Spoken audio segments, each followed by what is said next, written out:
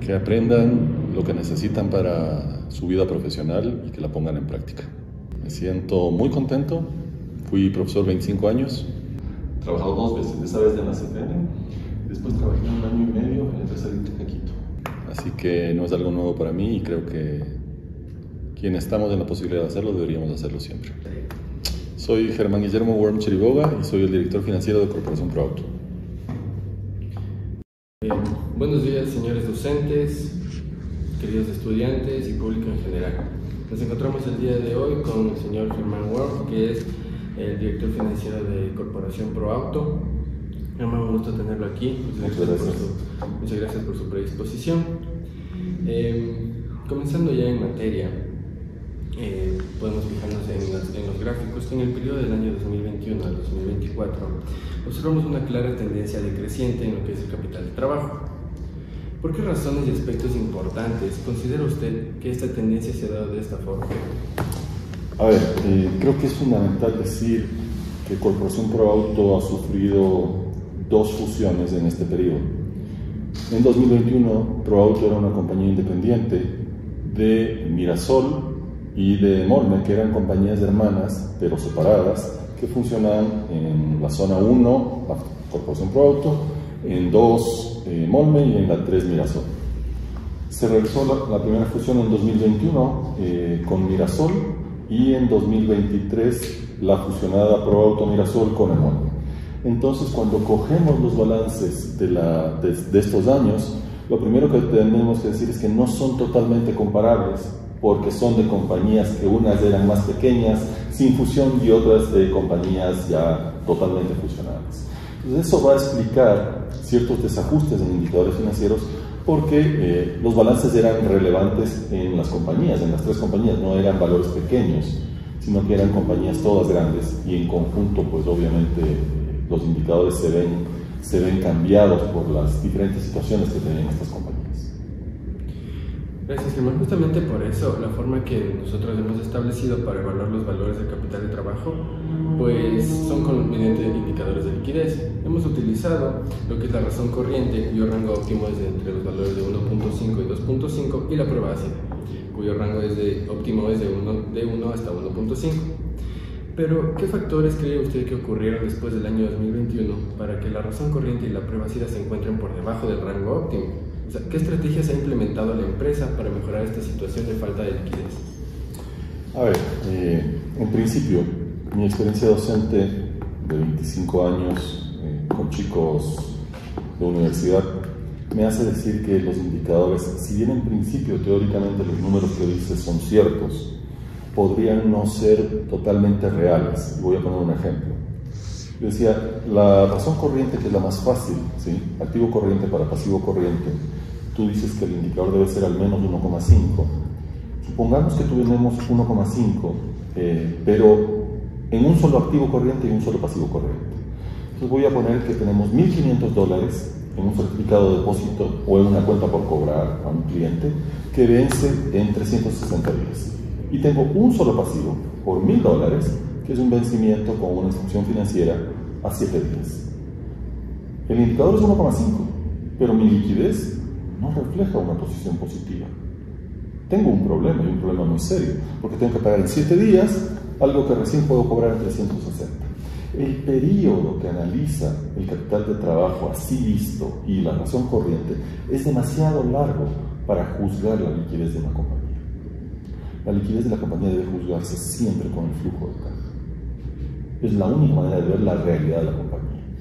Pero ya regresando a la situación de ProAuto y cómo ha evolucionado, es verdad, ¿sí? Si nosotros miramos también los otros indicadores, sobre todo el indicador de resultados, en donde Corporación ProAuto muestra pérdidas importantes en 2023 y 2024, uno debería cuestionarse y decir, bueno, ¿cómo una compañía que tuvo importantes pérdidas en 2 años seguidos no tiene problemas de liquidez? Una respuesta sería: aumentó el endeudamiento. No, si uno mira los balances de Corporación ProAuto, no ha aumentado el endeudamiento bancario, ha disminuido. Es decir, hemos pagado el endeudamiento bancario. ¿Cómo se consigue eso? Seguramente cobrando parte de las cuentas por cobrar que tienes.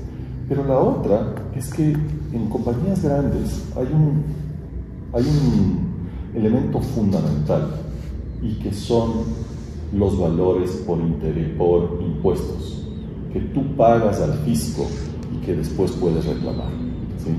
Y en el último periodo con el presidente Noboa se incorporó un anticipo adicional que era por un monto significativo el año pasado. Esos son dineros que si finalmente tú no tuviste la utilidad, puedes pedir que te devuelvan.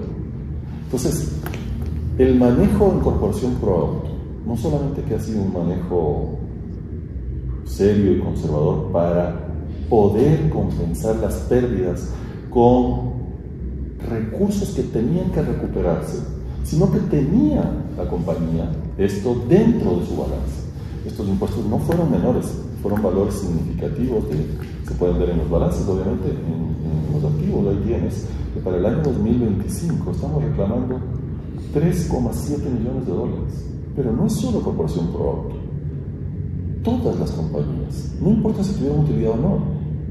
El otro día estuve en la Junta de Accionistas de Corporación Favorita. Favorita tuvo 160 millones de dólares de utilidad y está reclamando 24 millones de dólares al fisco que le devuelvan. Entonces, estas son las cosas que obviamente afectan la liquidez y que si sabes manejarlas y obviamente se cumplen los tiempos para los reclamos, ¿sí?, pues te ayudan a sobrevivir. Gracias, Germán. Bueno, creo que es muy importante todo lo que usted nos menciona para las personas que queremos aprender dentro de este ámbito financiero y bueno, sobre todo el ámbito de las empresas. Pero continuando justamente con este análisis, pues cuando ya comenzamos a hablar acerca de las estrategias de financiamiento, podemos ver que los años posteriores al año 2021 la empresa utilizó una estrategia de financiamiento agresiva. ¿En qué se traduce esto? Pues en el año 2022 el pasivo corriente financió el 72.21% del activo corriente. En 2023 el pasivo corriente financió el 85.99% del activo corriente. Y por último, el año pasado el pasivo corriente financió el 92.35% del activo corriente. Característicamente, una estrategia agresiva cuenta con un mínimo capital de trabajo, pero también el riesgo y la rentabilidad suben. ¿Por qué la empresa ha implementado esta estrategia de financiamiento? A ver, primero hay que mencionar que el efecto se produce primero por las fusiones.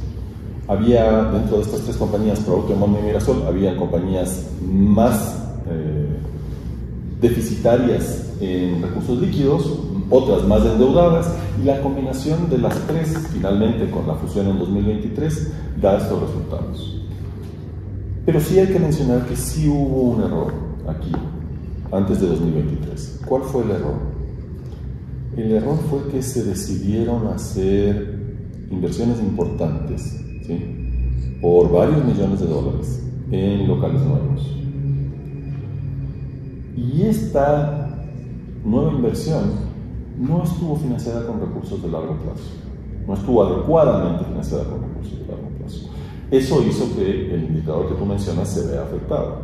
Pero coincidió también con la caída en la venta de automóviles en la industria, es decir, con menores ingresos para la compañía. Entonces, te apalancaste más desde el punto de vista operativo cuando las cosas iban mal, lo cual es muy difícil de afrontar. ¿Por qué? Porque tienes que pagar, ¿sí?, esas construcciones, tienes que pagar esas compras y cada vez tienes menos recursos porque los negocios no están yendo bien, sino que están yendo mal o están yendo peor. Entonces, eso explica un poco el porqué de los datos. Y lo que sí decidimos hacer a finales del 2023, comienzos del 2024, es pedirle a los bancos, ¿sí?, que convirtiéramos recursos de corto plazo en largo plazo. Y eso fue aceptado por las instituciones financieras. Pero también era necesario reducir el endeudamiento financiero, ¿sí? El endeudamiento financiero de la compañía era significativo y es parte de la explicación de los valores que tú mencionas, porque dentro del pasivo de corto plazo había una cantidad importante todavía de recursos prestados por las instituciones financieras. El otro era el pasivo con proveedores, ¿sí? El pasivo con proveedores en este negocio estaba directamente ligado con el inventario de vehículos y había un exceso de inventario. Entonces, en la medida en que tú reduces el inventario, también logras reducir los proveedores. Y eso es en lo que hemos venido trabajando.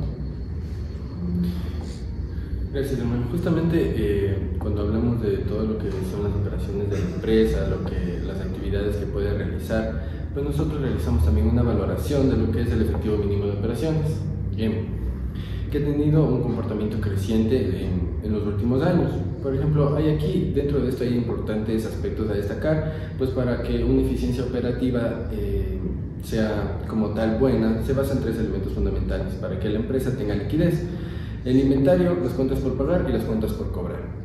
Después de realizar un análisis con los datos obtenidos en el balance general y en el estado de resultados, determinamos que, por ejemplo, en el plazo promedio de pago en 2021 de la compañía fue de 51 días, cuyo plazo varió durante los años hasta que en el 2024 fue de 58 días. Pero en realidad, ¿este es el plazo que sus proveedores le otorgan a la empresa para pagar o es diferente de este? A ver, una compañía grande normalmente tiene cierto poder de negociación con sus proveedores. Ese es el caso de Corporación Proalto. Y dentro del manejo financiero que se puede tener en las compañías, una de las opciones es justamente jugar con los proveedores, ¿sí? No abusar de los proveedores, pero sí jugar. Es decir, señores, ¿ustedes quieren seguir siendo mis proveedores? Perfecto, lleguemos a un acuerdo. Yo no les puedo pagar en 45 días, que sería lo ideal, les puedo pagar en 60 días. Pero les ofrezco a ustedes ser el principal proveedor. Entonces tú logras negociar eso y amplías plazos. Tenemos, en principio, nuestra política es pagar a 60 días y los acuerdos con los proveedores son 60 días, lo cual se ajusta a los números que tú dices. Justamente en ese punto, para poder negociar con los proveedores, ¿qué estrategias de negociación utiliza la empresa con sus proveedores para el pago? O sea, más allá de decirles que pueden ofrecerles ser el principal proveedor, ¿qué cree usted que otras estrategias pueden influir para poder llegar a ese plazo de pago para los proveedores? Los volúmenes de compra son muy importantes, ¿sí? En toda empresa. Mientras más compres, pues obviamente deberías tener mejores condiciones en la venta. Eso es fundamental, pero también es la seriedad con la que cumples con los proveedores. No se olviden que ellos están del otro lado con una cuenta por cobrar. Lo que a ellos les importa es que les cumplas. Es más importante saber que te paguen en el plazo que te dicen que el plazo como tal. Porque de nada sirve que yo les diga que les voy a dar 30 días y no les cumpla, ¿sí? Eso es lo peor que le puede pasar a un proveedor. Entonces la seriedad de los ofrecimientos es fundamental en las negociaciones. Gracias, hermano. Justamente cuando hablamos en cambio, de otro aspecto fundamental que son las cuentas por cobrar, el plazo promedio de las cuentas por cobrar en el año 2021 fue de 65 días. Dicho plazo ha disminuido positivamente, pues ya solamente la empresa se demoraba en cobrar 35 días hasta el año pasado. Pero ¿este es el plazo que en realidad se le otorga a los clientes para pagar o difiere de este plazo? Debido justamente a los problemas de liquidez que la compañía ha tenido, normalmente nuestro crédito es muy corto. No ofrecemos un crédito directo sino en casos muy específicos. Este negocio lo que hace es conseguirle financiamiento al cliente en instituciones financieras. Pues la institución financiera es la que financia al cliente y nos paga a nosotros. Pero sí tenemos algunos casos de algunas flotas, por ejemplo, clientes flotistas que nos compran varios autos al mismo tiempo, a los que sí les podemos dar un préstamo, un crédito de hasta 90 días, ¿sí? Pero no con un vencimiento de 90 días. Normalmente nuestros préstamos nuestros créditos son de 30, 60 y 90, lo cual significaría, no sé, un promedio de 60 días. Pero como a la mayoría le cobramos de contado, pues el plazo promedio que te sale es 35, considerando, ¿sí?, que también hay unas cuentas viejas que están metidas dentro del plazo, ¿sí? Esas cuentas viejas muchas veces ya son de difícil cobro, están en gestión legal y afectan el indicador. Justamente por estas cuentas que existen de difícil cobro, pues en el caso de que exista un retraso en el cobro o que ciertos cobros no se puedan llevar a cabo, ¿por qué razones consideraría que se puede dar este tipo de situaciones y qué estrategias se podría implementar para poder acortar los plazos de cobro de la empresa? A ver, cuando tienes problemas de cobro, esto debería tener un proceso. En principio, el área de cartera o el área de crédito dependiendo de cómo lo quieran llamar en una compañía, tiene que tratar de cobrar, ¿sí? Tiene que hacer todas las gestiones que pueda, llamar, visitar, hasta un plazo, que normalmente pueden ser los 90 días, en algunos casos pueden ser 180 días.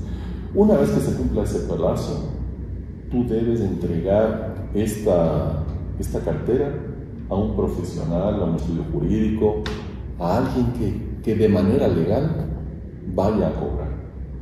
Si tú no haces eso, simplemente es difícil convencer al deudor que no quiere pagar que te pague. La otra cosa es tener suficientes documentos firmados de parte del deudor para que tú puedas ejecutar ese cobro. No sé, un pagaré probablemente, ¿sí? O cualquier tipo de garantía que te haya dado. Por eso también es importante definir cuáles son los documentos que se deben firmar cuando se otorga un crédito y cómo se deben hacer. Pero ese es el punto, ¿sí? Darle un seguimiento primero interno, y cuando ya no se puede, y no debe ser muy largo, porque ese no es el trabajo de la compañía, no es cobrar, el trabajo de la compañía es vender. Entonces entrego eso a un tercero. Y finalmente, si no se pudiera, hay una alternativa final, que es vender la cartera, obviamente con pérdidas, pero es una opción para no tener que estar gastando en tratar de cobrar. Justamente con lo que mencionaba, la actividad de la compañía es vender. Por ello, cuando nos referimos a los inventarios, ¿cuál es el plazo que se maneja o se estima que debería haber una rotación de inventario o mediante la salida o la venta de los vehículos en la compañía? En los concesionarios automotrices no es una decisión propia. En general, los concesionarios automotrices dependen de lo que el fabricante quiere otorgarles. En nuestro caso, General Motors, ¿sí? General Motors nos dice: señores, a ustedes les voy a vender vehículos todos los meses en esta cantidad. Esa cantidad obviamente está relacionada con lo que tenemos que vender nosotros. Y para mantener un inventario sano, suficiente, es decir, tener la cantidad de vehículos de aquí para que venga un cliente y se lo pueda llevar, ¿sí? Pero al mismo tiempo que no sea una carga financiera. Entonces, desde ese punto de vista, el acuerdo con General Motors es 35 días. Que es razonable, ¿sí? Y por ejemplo, si hay otras empresas que tengan una dificultad para rotar su inventario, ¿qué usted les podría recomendar para poder tener una rotación de inventario efectiva y poder cubrir el financiamiento que puede demandar una empresa?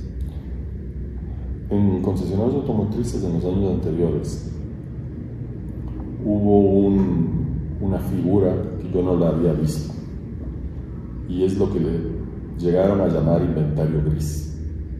¿Qué es inventario gris en concesionarios automotrices? Son ventas ficticias, justamente porque hay una relación entre el concesionario y el fabricante, donde el fabricante le ofrece al concesionario una compensación importante si logra los volúmenes de venta. Se inventan ventas, ¿sí? Entonces, ¿qué es lo que pasaba? Yo decía que sí, que había vendido, pero en realidad no lo había vendido. Lo que había pasado es que me habías hecho un depósito, no sé, de $100 de reserva de un auto. Yo, en lugar de tenerlo ahí como una cuenta por pagar en su momento, porque me habías entregado así como un anticipo, facturé el auto de $30,000 con $100 de reserva. Evidentemente tú no querías el auto, ¿sí? Entonces, ¿qué pasaba con ese auto? ¿Qué debería pasar? Debería anularse esa venta el siguiente mes, pero esa venta cuenta como negativo para la marca, para el fabricante. Entonces tú no quieres que te cuente como negativo, entonces no le dices a la marca que vas a anular y no anulas. Entonces, ¿qué pasa? Tengo una cuenta por cobrar, no voy a cobrar nunca porque realmente no se vendió, y el vehículo sigue estacionado ahí abajo, y pasó meses y meses y meses de estacionado deteriorándose. Eso es inventario gris. No está en inventario porque ya se vendió. ¿Dónde está? Está en una cuenta por cobrar. ¿Todo para qué? Para cumplir con el fabricante, para que te den esa comisión que el fabricante ofrece si llegas a los objetivos. Entonces, eso distorsionó mucho la realidad, ¿sí? Y afectaba obviamente el tema de inventarios reales. En esta compañía sucedió con 100 autos. 100 autos. Cuando entramos aquí había 100 autos en inventario gris. Pues lo primero que tienes que hacer otra vez es decir la verdad. no inventar cifras. Una compañía puede parecer súper rentable, pero no tener la plata porque no cobra, tener mucho en cuentas por cobrar. O lo que hemos visto en el mercado de valores, en el caso, por ejemplo, de Coagán y del COP, que eran compañías hermanas. Ventas de facturas de entregas falsas, ventas de entregas falsas. Eso infla los balances, hace parecer mejor a las compañías, pero no son reales. Entonces, lo primero es que sea un manejo serio, profesional, real del inventario. Dos, no permitir que el proveedor te llene el inventario. Ahí viene otra vez el tema de la negociación, no siempre es fácil. Las marcas son muy poderosas, no eres el único concesionario. Entonces, ¿cómo haces para decirle, oye, yo no te puedo comprar 200 autos, porque eso es demasiado inventario para mí, yo debo comprarte 150? Tienes que sentarte a conversar, tienes que decirle, hey, me estás destruyendo el negocio si haces eso. ¿Quieres que yo siga vendiendo tus autos? No puedo tener 200 autos más. Es eso. Y obviamente el tema de ventas reales, un esfuerzo en que la fuerza de ventas cumpla con sus objetivos, pero consiguiendo ventas bien hechas, no ventas ficticias. Gracias, hermano. Justamente ya después de revisar todas estas situaciones, ¿cuál cree usted que puede dar o puede ser el diagnóstico general frente a esta situación desde 2021 hasta 2024? ¿Y qué le depara a la compañía de 2025 hacia el futuro? La compañía sufrió mucho hasta 2023 por las fusiones. Las fusiones demandaron ajustes importantes en personal porque además la industria venía cayendo. No hay que olvidarse que Corporación Producto, su principal producto de venta son los vehículos Chevrolet. Obviamente también tenemos talleres y teníamos también Volkswagen y GAC, que es una marca china, pero los volúmenes de Chevrolet representaban el 85-90%. Y Chevrolet ha venido perdiendo participación porque los chinos han venido ganando participación. Si a eso le agregamos que la industria en general en el Ecuador estuvo cayendo o ha estado cayendo en todos estos años, no había ninguna otra forma que hacer un ajuste importante. Y el 2023 y el 2024, pero sobre todo el último 2024, Corporación Producto realizó una reducción de 200 personas en su plantilla. De 670 pasamos a 470 personas. Eso implicó casi $2 millones en gastos de salida de personal, pero era indispensable para reducir los gastos fijos, ¿sí? Los gastos variables se ajustan bastante bien solos, porque si no vendes no pago comisiones, pero los gastos fijos eran indispensables de reducirse, y en ese sentido ya se hizo esa parte que tiene que ver con nómina. Se intentó también reducir la cantidad de activos fijos que teníamos, que era excesiva para el tamaño que teníamos ahora. Hemos conseguido ya resultados, pero en 2025, y creemos que vamos en el camino correcto de disminuir el apalancamiento operativo. Ya se ha hecho mucho, como digo, en personal, probablemente ya no queda mucho por hacer ahí, sí en vender algunos activos fijos más, y en apalancamiento financiero hemos tratado de reducir todo lo posible de la deuda bancaria, empezando por aquella más costosa. Justamente con la venta que tuvimos este año de uno de nuestros locales, hemos logrado reducir 2 millones adicionales en 2025 a lo que ya se ve en 2024, que si uno coge el balance de 2024 versus el 2023, ya se había reducido en $1 millón la deuda bancaria. También tiene que ver con ese tema la reducción de intereses, que obviamente no está en nuestras manos, pero se nota la caída de intereses, lo cual fue absolutamente al revés en el año 2024. Hubo una subida de intereses que obviamente nos afectó, porque los intereses en los préstamos normalmente son reajustables. Justamente hablando con todas estas adversidades que ocurrieron en el año 2024, ¿qué plan de recuperación financiera tiene la empresa para poder solventar todo este tipo de adversidades y poder volver a estar en un estado óptimo? Tomamos decisiones muy difíciles que otras administraciones no se habían atrevido a tomar, y fue salir de las marcas Volkswagen y GAC. Las marcas Volkswagen y GAC por sí solas nos generaban pérdidas importantes. Una buena parte de las pérdidas de Corporación Producto provenían de ahí. Entonces se decidió devolver las marcas. ¿Devolver las marcas qué significa? No vender más autos nuevos de esas marcas, ¿sí? Pues lo que quedamos es que lo que teníamos lo íbamos a vender y cuando se acaben no vamos a comprar más autos. Sí seguimos atendiendo en talleres porque es obligación además por ley atender 10 años una marca que has tenido. Pero la parte importante es ya no vendo autos que no me generan rentabilidad y eso significó cerrar varios locales, ¿sí? Que disminuyen el costo financiero. Entonces, eso, lo de la venta de los activos, lo de la renovación de los préstamos de corto plazo a largo plazo y el usar los recursos de las recuperaciones de los impuestos para justamente disminuir ese apalancamiento son las estrategias que ya están dando buenos resultados en esta compañía y acompañados también de que en 2025, a partir del mes de abril, ya se está viendo una recuperación en las ventas de vehículos. Muchas gracias, Germán. La verdad, nosotros como estudiantes estamos agradecidos de que usted nos pueda ayudar impartiendo sus conocimientos profesionales, laborales. Y por último queremos pedir si por favor nos puede dar a nosotros y a todos los estudiantes que nos están viendo una recomendación, una pequeña conclusión de qué pueden hacer de forma empresarial, de forma financiera, para hacerlo de forma eficiente, de forma óptima y sobre todo mejorando la calidad empresarial que existe en el país. A ver, les voy a decir dos cosas. Primero, creo que es súper importante la práctica en la vida real. Cualquier tipo de pasantía, cualquier tipo de experiencia profesional en una institución, cualquiera que ésta sea, tiene muchísimo más valor que toda la parte teórica que se aprende en la universidad. Así que les animo a aceptar cualquier tipo de pasantía, de trabajo temporal, para aprender en la vida real lo que se ve en la universidad. Eso uno. Y dos, cuando tengan un emprendimiento, que animo a todos a tener un emprendimiento propio, porque nunca se sabe cuánto puede durar uno en un trabajo, ¿sí? Sea público o privado.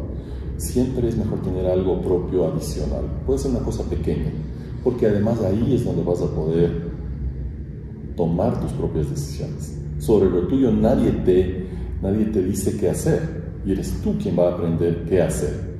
Y ahí mi recomendación es, cuando tengas algo propio, no empieces con mucha deuda, ¿sí? No empieces con mucho apalancamiento. En la medida en que la cosa vaya mejorando, puedes ir tomando apalancamiento. Pero al comienzo, no. Porque si las cosas van mal, salimos de ese negocio perdiendo poco. Si las cosas van bien, ok, entonces sí podemos mejorar. Para mí ha sido un gusto estar con ustedes y que ojalá les sirva. Listo, hermano. Muchas gracias. De nada.